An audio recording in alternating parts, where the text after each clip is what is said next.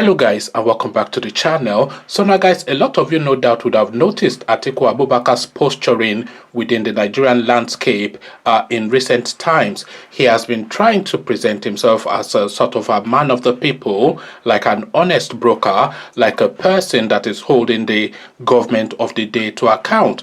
This is the rebranding, of course, that Atiku Abubakar is trying to effect, but some of us that are a bit longer in the tooth, we know who the real Atiku Abubakar is. And if you don't know who the real Atiku Abubakar is, then guys, I bring you this.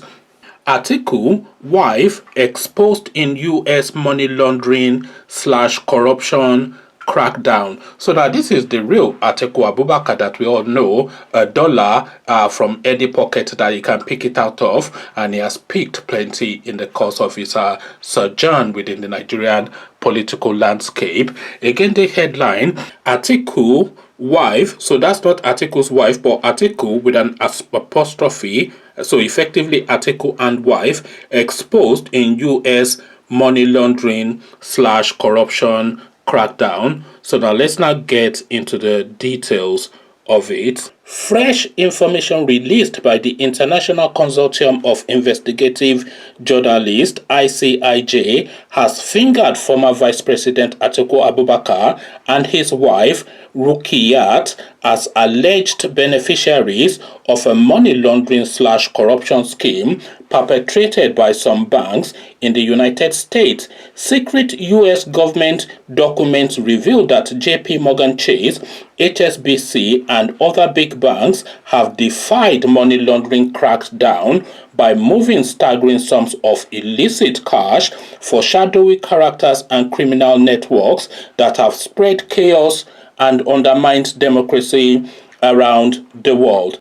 5 global banks, JP Morgan, HSBC, Standard Chartered Bank, Deutsche Bank, and Bank of New York Mellon, reportedly kept profiting from powerful and dangerous players even after U.S. authorities fined these financial institutions for earlier failures to stem flows of dirty money. Several political and business figures were mentioned as beneficiaries of the money laundering / corruption scheme.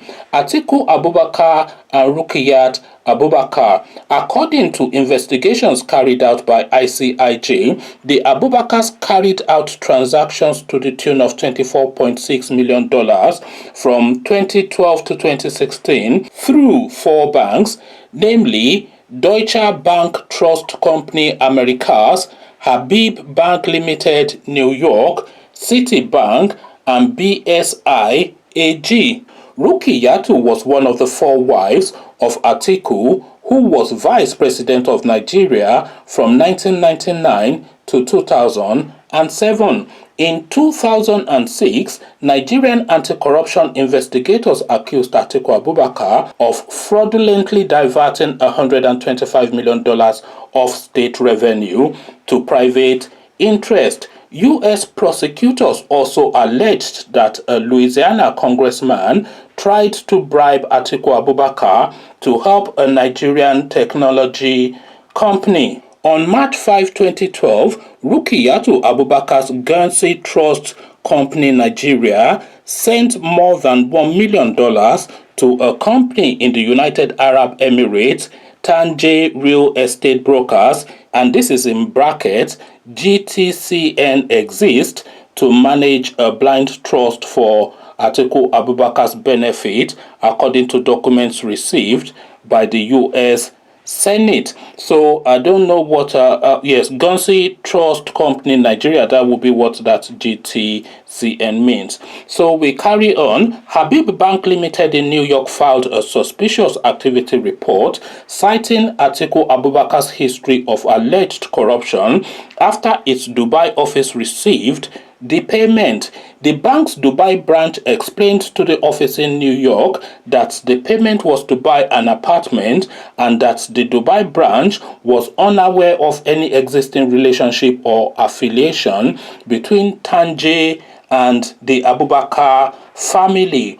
Habib Bank reported the transactions because they crossed multiple high-risk jurisdictions, and because public source revealed that there have been numerous investigations of Mr. Abubakar linking him with corruption allegations. So there you have it, ladies and gentlemen. It never stops and it won't stop. And this story, by the way, is all over the media space. I could give you a different version, but I think that captures the essence of it. Actually, let me just give you a different version just to let you know that this story is indeed all over the place. So the next headline: America places Atiku/wives under international banking surveillance. So this is a different spin on it. The same story, a different spin. Again, America places Atiku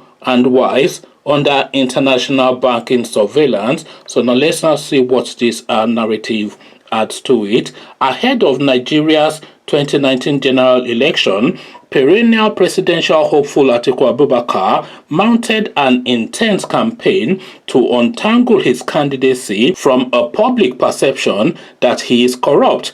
This is what his opponents have always latched onto, but in 2019, he decided to confront the question of corruption head-on. I have always said that if they have any evidence of corruption against Atiku, please come forward, Atiku told a packed audience in Ado-Ekiti, southwest Nigeria. But nobody has been able to come forward. As Atiku made media and public appearances daring detractors to provide evidence against him, American authorities were also busy pouring through records to determine if the former vice president had engaged in any recent financial transaction that could be considered questionable or suspicious.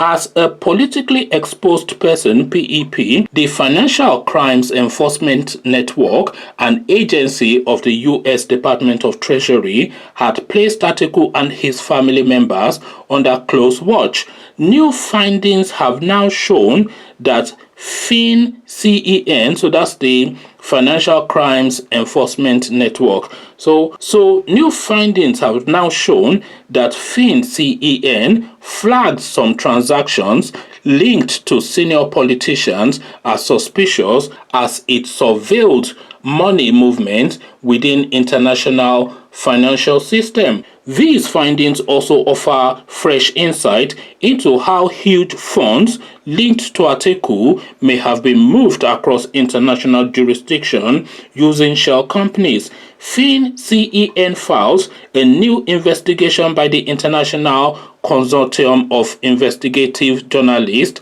BuzzFeed, and 108 media partners across the world, including Premium Times, a large volume of confidential financial reports relating to the transaction activities of world leaders, terrorists, drug dealers, and money launderers.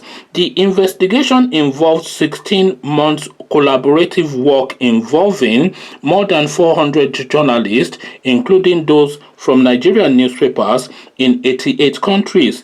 The file included a large number of suspicious activity reports, SAR, filed by banks and other financial institutions to the U.S. government as required by the Bank Secrecy Act, with the total amount in suspicious transactions reportedly being 2 trillion, not billion, but trillion, being $2 trillion.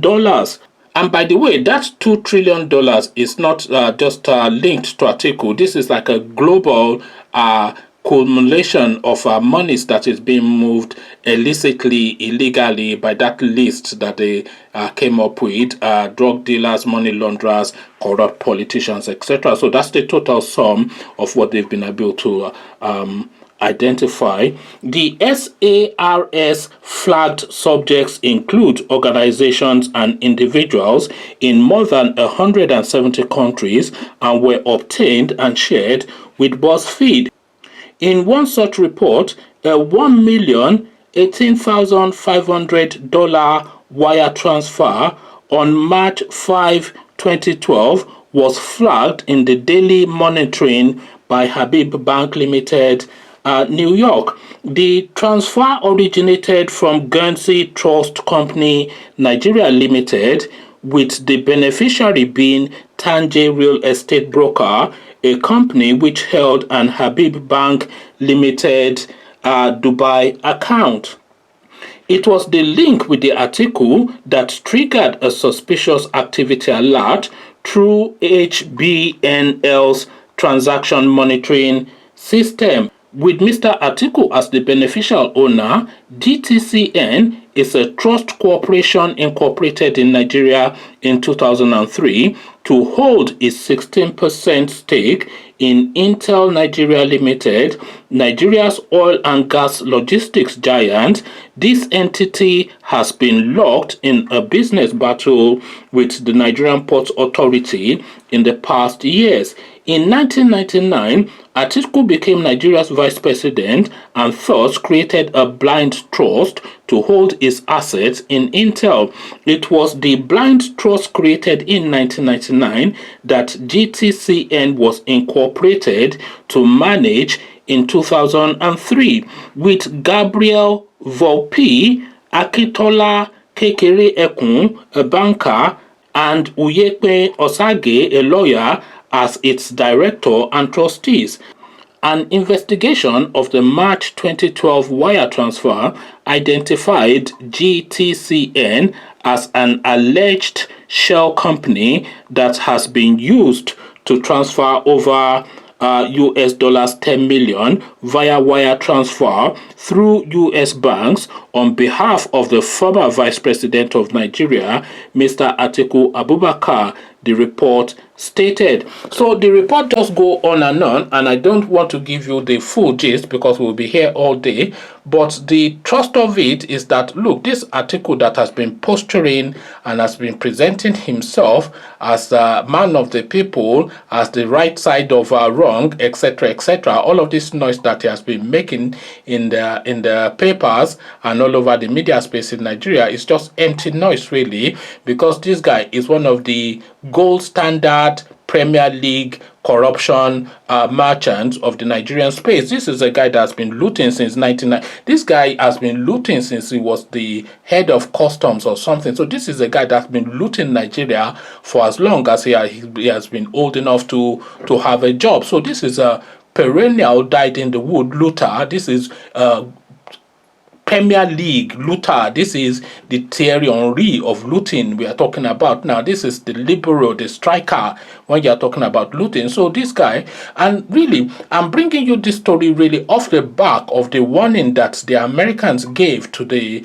vote riggers that, look, we will seize your assets and we will rough you up internationally if you don't pack it in what you are doing in Nigeria. So this article example is just one of the examples. So you can see that their monies are in the international space, and the way those monies are being moved around are being tracked internationally. So every single thing that all of these people own is all known to the British and the Americans, and if they want to shut them down within 24 hours, they will shut them down within 24 hours. So now the bravity and the braveness of the Americans, because usually they don't interfere. They say, okay, let them, maybe they say they can run their own lives, let them run their own lives. We don't want to interfere, so they don't accuse us as being imperialist or etc. But it got to that point when the Americans had to step in and say, look, enough is enough. You pack it in or we'll pack you in. And we pack you in means, of course, what I've just described now in this video with all of this litany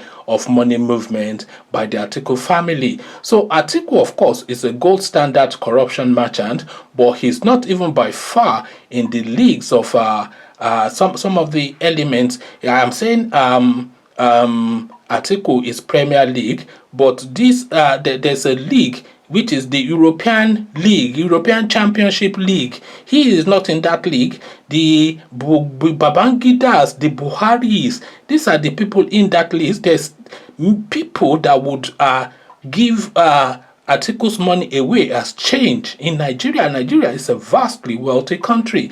And all of that wealth, of course, is in the international circles, and everybody, at least all the key players, all the leading countries, know where their money is and know who they are, where their properties are, and where their assets are. Conversations in the comment section, we're using the Atiku example, but you can replace Atiku with any other name and it's still the same narrative. Come share thoughts. But before you do that, click on the red subscribe button so it turns gray. The bell button notifies you every time I drop a new video. Click on like as well because that helps with the YouTube algorithm. Once you've done all the clickings, come join me in the comment section. Come tell me what you're making of this money movement. So I'll leave you here. Carry this conversation with you in the comment section. But here, I say peace.